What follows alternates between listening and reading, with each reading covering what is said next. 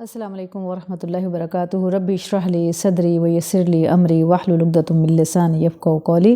میری عزیز بہنوں، آج اس ٹاپک پہ میں بات کرنے لگی ہوں، اس سے ہماری زندگی بہت آسان ہو جائے گی اور ہمیں اپنے مقصد کا تعین کرنے میں بھی آسانی ہوگی، اور ہمیں پتہ چل جائے گا کہ دراصل ہم زندگی کی عمر کے کس حصے میں ہیں، اور ہم نے اس عمر کو لے کر ہم نے اپنے زندگی کا مقصد کیا سامنے رکھنا ہے، اور ہم نے کیسے دنیا اور آخرت میں کامیابی حاصل کرنی ہے۔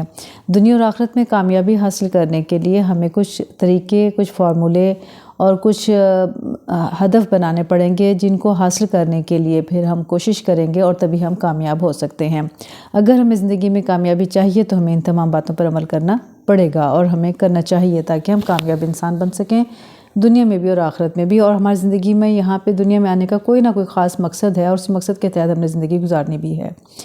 تو دیکھتے ہیں کہ اگر 20 سال کی عمر ہے تو 20 سال کی عمر تک تھوڑی بہت گنجائش نکلتی ہے کہ انسان کھیلتا ہے، انجوائے کرتا ہے اپنی لائف کو، لیکن یہ دیکھ لیں 30 سال کی عمر میں اپنا کیریئر بنا لینا چاہیے انسان کو، اپنے 30 سال کی عمر میں اپنا کیریئر بنا لیں۔ 40 سال کی عمر میں وزڈم پیدا کریں۔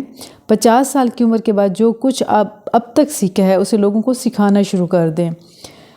اگر ہم نے 50 ایئرس تک ہمیں کچھ سیکھا ہی نہیں ہے، کچھ اپنا مقصد تعین نہیں کیا، بس 50 سال تک پہنچ گئے اور کسی کو سکھانا شروع نہیں کیا، تو اس کا مطلب ہم ناکام لوگ ہیں۔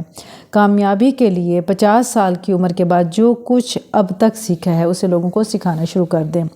نمبر 2، جو لوگ بڑھاپے کی فکر کر کے محنت کرتے ہیں وہ لوگ بڑھاپے میں حسرت نہیں کرتے بلکہ پرسکون رہتے ہیں۔ مطلب ذہن میں یہ رکھنا چاہیے کہ اگر ہماری زندگی ہے تو بڑھاپا بھی ضرور آئے گا۔ اگر بڑھاپا آئے گا تو اس کے لیے ہمیں کس قسم کی محنت کرنی ہے، حقوق اللہ کے حساب سے بھی اور حقوق العباد کے حساب سے بھی، تاکہ ہمارا بڑھاپا بہترین گزر سکے بغیر کسی محتاجی کے۔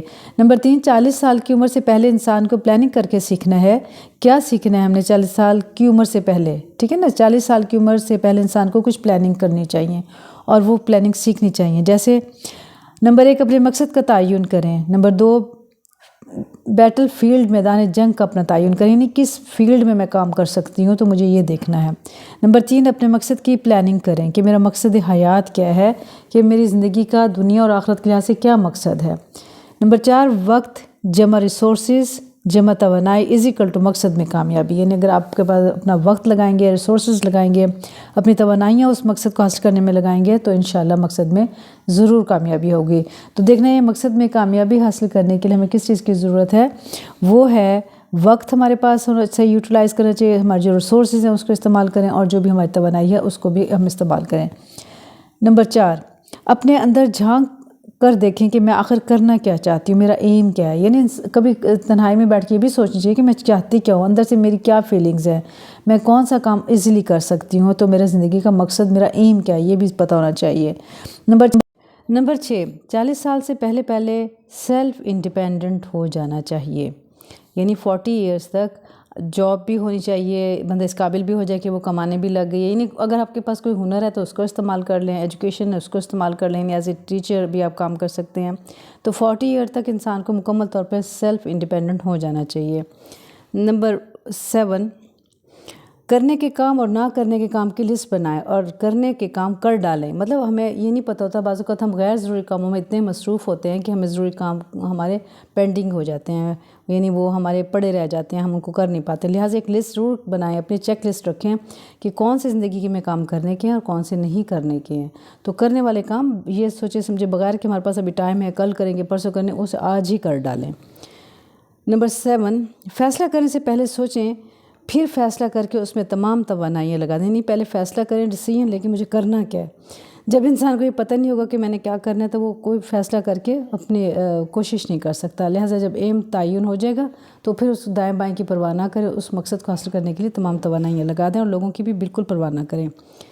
نمبر 8، اللہ کو راضی کرنے کی کوشش کرنی ہے اور اپنا دل راضی ہونا چاہیے، یعنی ہم نے پوری زندگی یہ کوشش کرنی ہے کہ میرا رب راضی ہو جائے۔ اللہ راضی کیسے ہوگا؟ جب اطیعوا اللہ اور اطیعوا الرسول کے ہم فارمولے پہ جو ہمیں دیا گیا ہے اس پہ عمل کریں گے، یعنی اللہ کی اطاعت کرنی ہے اور نبی صلی اللہ علیہ وسلم کی اطاعت کرنی ہے، قرآن و سنت کے مطابق زندگی گزارنی ہے، اور ایز اٹ از اپنے آپ کو مطمئن اور سیٹسفائی رکھنا ہے۔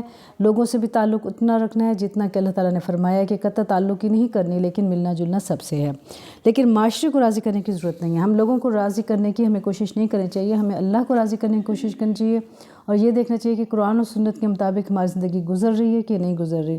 اگر ہم اللہ اور اس کے رسول کی اطاعت کے مطابق زندگی گزار رہے ہیں اور ہم اس کے مقابلے میں معاشرہ ہم سے ناراض ہے، لوگ ہم سے ناراض ہیں، تو اس کی قطعاً ہمیں کوئی پرواہ نہیں کرنی چاہیے، کیونکہ ہم اس دنیا میں اللہ کو راضی کرنے اور نبی صلی اللہ علیہ وسلم کی اطاعت کرنے کے لیے آئے ہیں، اور اللہ تعالیٰ نے دیکھنا یہ ہے کہ ہم اللہ کے رسول کی اور اللہ کی اطاعت کرتے ہوئے اپنی زندگی کو کیسے گزارتے ہیں۔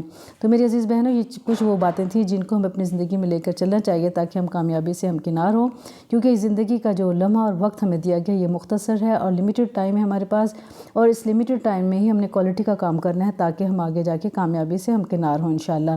اور بہترین کامیابی وہ ہے جو آخرت کی کامیابی ہے۔ دنیا میں ہم جتنے بڑے عہدوں پہ چلے جائیں وہ ہماری کامیابی نہیں ہے، وہ عارضی کامیابی ہے جو ہماری اس دنیا سے جانے کے بعد وہ تمام کامیابیاں ختم ہو جائیں گی، اور صحیح کامیابی تب شروع ہوگی جب ہم اللہ تعالیٰ کو راضی کرتے ہوئے اس دنیا سے جائیں گے، اور اللہ تعالیٰ ہم سے راضی اور خوش ہوگا، وہی ہماری کامیابی ہے۔ اللہ تعالیٰ ہمیں علم کے ساتھ عمل کرنے کی توفیق اور سعادت نصیب فرمائے، آمین یا رب العالمین۔